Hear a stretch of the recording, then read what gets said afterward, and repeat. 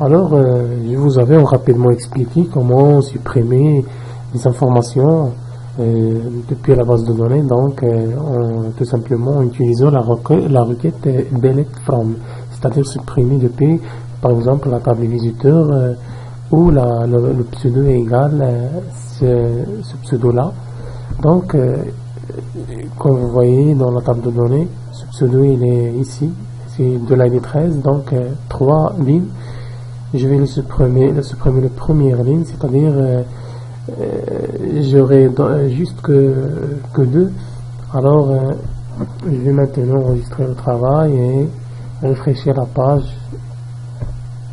Donc j'ai une erreur dans la ligne 6.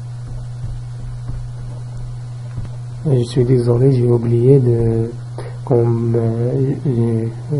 nous avons déjà fait, il faut utiliser la fonction exec.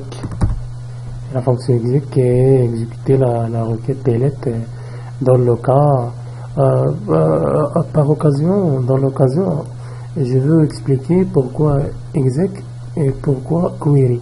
Query lorsque d'écrire, lorsque de la sélection, c'est-à-dire lorsque de récupérer les informations, mais exec lorsque de faire des transformations, c'est-à-dire lorsque de insérer et de modifier et de supprimer, on utilise exec. Mais si on veut récupérer, on utilise query. Je vais enregistrer le travail, puis refresh, puis je vais cliquer ici.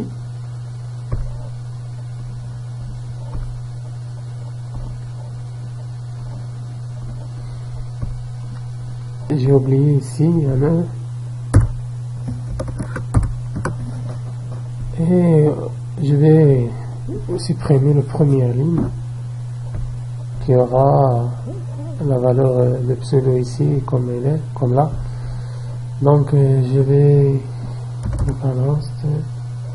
insert,